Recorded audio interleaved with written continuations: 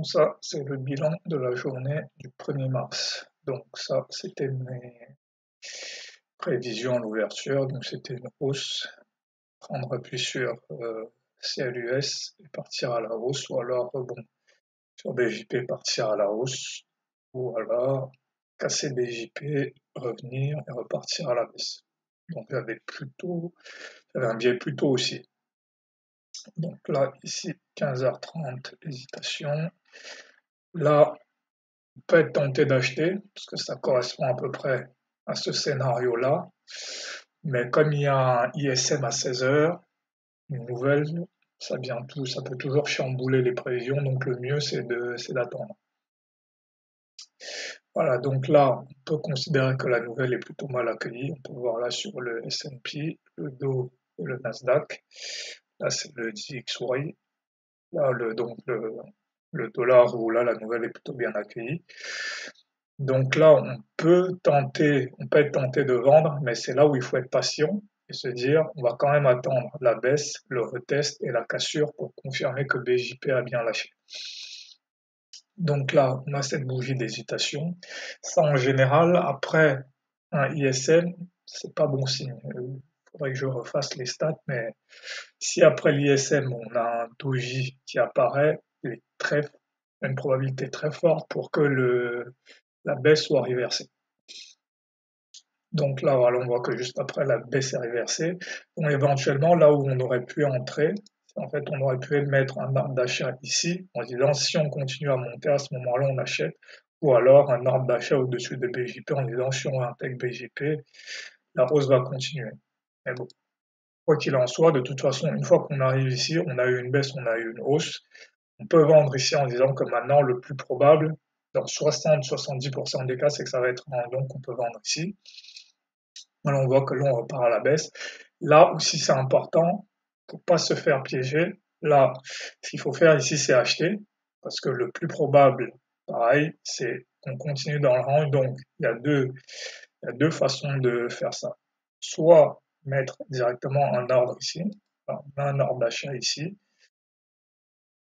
Par exemple, le SL est ici. On se dit, on va viser un RR de 1, 2, 3. Donc voilà. Ou alors, on peut placer un ordre ici, par exemple, et dire, on va viser, là, cette fois-ci, plutôt un RR de 2. Donc voilà, c'est comme ça que je dois traiter ce genre de choses. Ou alors, on peut tout simplement acheter à la clôture de cette bougie rouge avec un ordre sous le mesure move du range de 15h30, 15h45. Voilà, on peut acheter ici, voilà, on achète, c'est un range, on achète. On achètera aussi quand on va dépasser sur le haut de cette bougie, on va acheter aussi. Là, on arrive sur le milieu du range, donc là, on va peut-être s'arrêter d'acheter.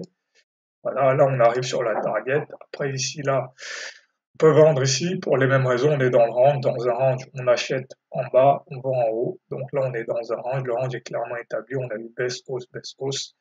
Donc ici, on peut vendre pareil avec un ordre ici. Dans le même raisonnement, c'est on vend soit sur cette clôture la plus haute, soit on vise le plus haut, soit on vise ce qu'on veut.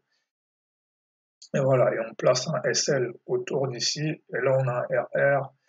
Voilà, le SL est ici, le RR de 1, RR de 2. Donc voilà comment on peut structurer ce trade-là avec un ordre.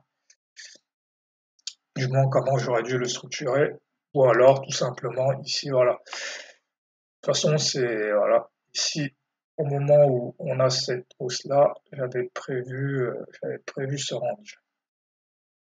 Là, on a un COP, plusieurs bougies avec un même plus haut, donc pareil, soit on a vendu avec des ordres, soit on peut vendre tout simplement ici à la clôture des bougies. Donc voilà, bon. Là, on arrive sur le milieu du range, donc là, on va s'arrêter de vendre, on va attendre d'aller jusqu'à la target. Là, on arrive à la target, le bas du range, on sort ici. Là, on a un nouveau départ à la hausse, mais moi, après 21h, je ne traite plus, donc je m'arrête là. Donc voilà, on peut continuer à acheter. Là, on voit que sur le Dow, ça aurait marché, sur le S&P, ça aurait pas marché, sur le Nasdaq, ça aurait pas marché non plus. Donc voilà, donc là, les moments clés, les moments les plus simples à trader, c'était quand on revient ici sur le bas du range et quand on revient ici sur le haut du range. Il fallait juste patienter, donc j'aurais dû patienter ici, acheter ici, vendre ici et la journée est arrivée. Donc voilà.